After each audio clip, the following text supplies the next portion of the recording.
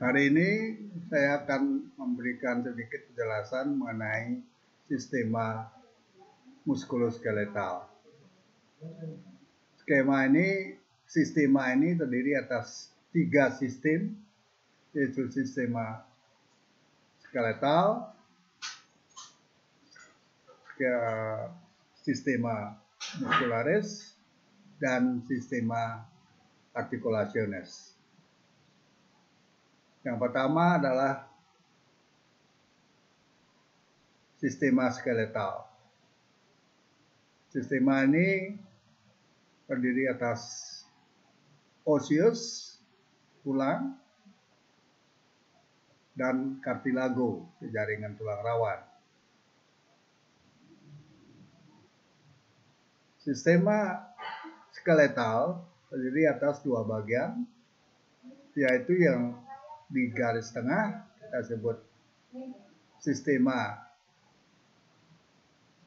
skeleton axialis, mulai dari kranium, vertebra, costa, dan sternum. Yang kedua adalah sistema skeletalis appendicularis, yang terdiri atas tulang-tulang yang membentuk membrum superius dan membrum inferius. Membrum superius terdiri atas cingulum superius, yang terdiri atas 2 buah tulang, yaitu clavicula dan scapula. Tulang lainnya adalah humerus, radius ulna, kemudian ossa carpalia, ossa metacarpalia, dan ossa phalanges. Dan membrum inferius terdiri atas cingulum inferius, kemudian os femur, os tibia, os fibula, ossa tarsalia, ossa metatarsalia, dan ossa phalanges. Dan pada daerah lutut ada os patella. Dan gambar ini adalah kalau kita lihat dari belakang, ini kelihatan scapula dan columna vertebralis. Columna vertebralis ini terdiri atas beberapa segmen, yaitu segmen cervical atau vertebra cervicalis, ada 7 ruas, vertebra thoracalis ada 12 ruas, vertebra lumbalis ada 5 ruas, dan segmen sakral di sini merupakan satu tulang tidak berruas, tidak terpisah satu dengan lain, sehingga disebut dengan nama os sacrum. Dan yang terakhir adalah os coccygeus.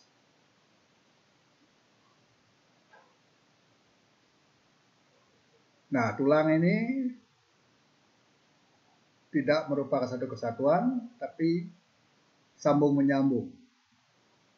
Dan sambungannya ini disebut dengan nama sistema articulationis. Articulation. Ya. Sistema articulation ini dapat dibedakan atas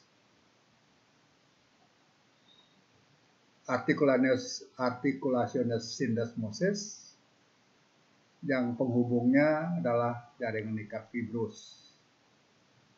Ini terdiri atas sutura, yaitu sambungan-sambungan tulang kepala, kemudian sambungan antara gigi dan rahang yang kita sebut dengan nama gomposis, dan sambungan antara radius dan ulna. Sini ada syndesmosis. Yang kedua adalah yang penghubungnya tulang rawan, sehingga disebut dengan nama articulationis cartilaginous. Ini contohnya adalah sambungan antara vertebra 1 dan vertebra lain. Dan hubungan juga antara bagian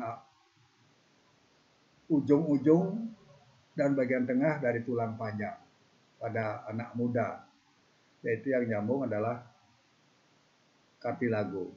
Begitu juga sambungan antara os pubis kanan kiri, tersebut dengan nama sintesis pubis. Nah, kedua sambungan tulang yang kita sebutkan tadi itu adalah sambungan tulang yang tidak dapat digerakkan. Karena hubungan tulangnya adalah secara langsung. Sedangkan yang ketiga yang kita sebut dengan nama articulationes synoviales, di mana kedua ujung tulang dihubungkan oleh adanya kapsula articularis. Sehingga di antara kedua tulang terdapat suatu rongga yang kita sebut dengan nama cavitas articularis. Permukaan kedua ujung tulang dilapisi oleh cartilago dan sisanya dan begitu juga bagian dalam dari kapsula dilapisi oleh membrana sinovial. Dan membrana sinovial ini menghasilkan suatu cairan sedikit yang kita sebut dengan nama sinovia. Itulah yang akan berfungsi supaya pergerakan tulang satu dengan tulang lainnya itu dengan mudah dan lancar. Dan cavum articularis ini, cavitas articularis ini kadang-kadang terbagi dua oleh adanya suatu discus articularis. Atau kadang-kadang sebagian aja yang terpisah yang dibagi oleh adanya meniscus.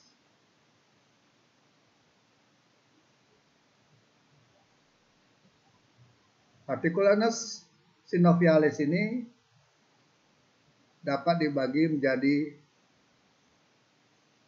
3 kelompok. Dan masing kelompok bisa dibagi menjadi 2 subkelompok. Kelompok pertama yang hanya mempunyai satu sumbu pergerakan tersebut dengan nama monoaksial. Di sini ada yang namanya ganglimus yang pergerakannya cuma flexio dan extensio. Dan yang kedua adalah articulatio trochoidea, yaitu pergerakannya memutar, yaitu rotatio medial atau rotatio lateral. Kelompok kedua yang mempunyai 2 sumbu pergerakan, kita sebut dengan nama articulatio biaksial. Di sini ada articulatio selaris, di mana permukaan sendinya seperti pelana kuda, sehingga pergerakannya bisa terjadi 5 macam pergerakan, yaitu flexio, extensio, abduksio, adduksio, dan oppositio. Yang juga termasuk biaksial adalah articulatio condyloidalis atau ellipsoideus yang mempunyai juga 5 pergerakan, yaitu flexio, extensio, abduksio, adduksio, dan circumductio. Kelompok ketiga mempunyai sumbu lebih dari 2. Yang pertama adalah kita sebut dengan nama articulatio spheroideus, atau dalam bahasa Inggrisnya disebut ball and socket joint. Jadi satunya berbentuk bola, yang satunya berbentuk cekungan atau soket.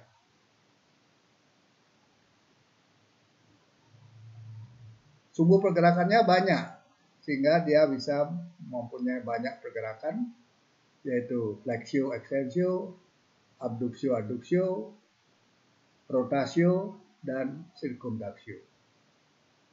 Contohnya adalah pada sendi panggul atau articulatio coccyx dan sendi bau.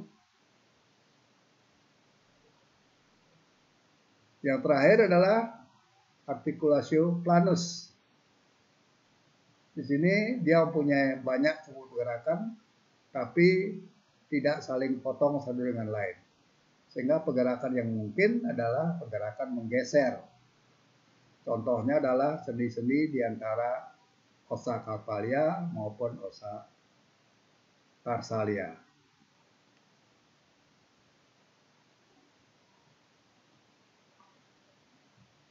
Bagian selanjutnya dari sistema muskuloskeletal adalah sistema muscularis. Sistema muscularis ini ada 3 jenis.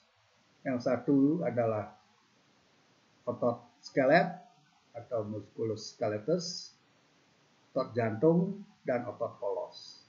Tapi yang kita bicarakan sini terutama adalah otot skelet, karena ini merupakan sistem muskuloskeletal. Nah, sebuah otot skelet itu mempunyai bagian yang kontraktil dan bagian yang non kontraktil. Bagian kontraktilnya yang kita sebut dengan nama venter, itu bagian tengah daripada otot tersebut. Kemudian kaput, di bagian proksimal pada membrum, dan kalau pada tubuh itu di bagian medial. Sedangkan yang bagian distal atau bagian lateral itu merupakan tempat insertio.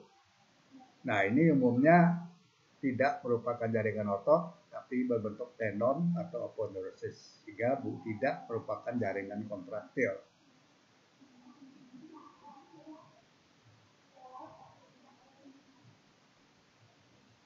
Nah, otot ini mempunyai kemampuan untuk berkontraksi, sehingga fungsi daripada otot itu adalah untuk menggerakkan dan memposisikan tubuh kita.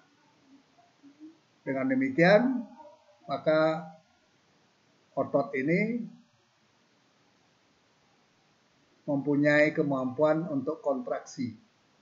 Dan kontraksinya ada 2 jenis, yaitu kontraksi yang isometrik, artinya panjang ototnya tetap, tapi tonusnya meningkat, yaitu untuk saat kita memposisikan tubuh.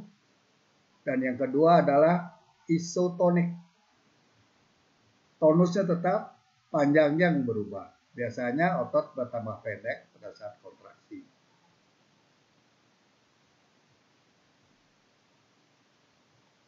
Karena dia berfungsi untuk pergerakan, maka kelompok otot di dalam tubuh kita bisa kita bagi menjadi beberapa jenis. Yaitu yang pertama kita sebut dengan nama prime mover atau penggerak utama.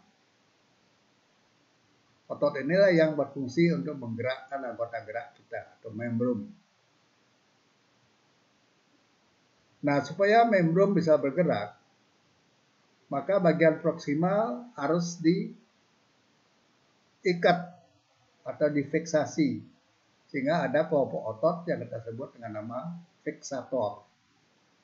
Jadi bagian proksimalnya difiksasi, sehingga bagian distalnya bisa digerakkan. Ketiga adalah otot-otot sinergistis. Otot-otot yang membantu pergerakan dari prime mover. Dan yang terakhir, yang keempat adalah otot-otot antagonistis, yaitu yang arah tariknya berlawanan dengan prime mover. Jadi kalau kita menggerakkan tubuh, bukan hanya prime mover dan otot sinergistis yang berkontraksi, juga otot antagonis ikut berkontraksi untuk mengatur supaya gerakan kita menjadi lancar.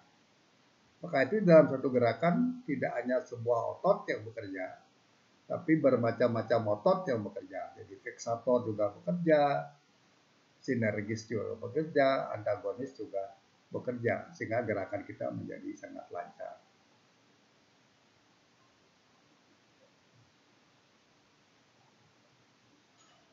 Kalau kita melihat sebuah otot, di sini ototnya berbentuk macam-macam. Ada yang berbentuk pipih, ada yang berbentuk fusiform, ada yang berbentuk lingkaran, ada yang berbentuk pinnatus. Ini tergantung kepentingan pergerakan kita.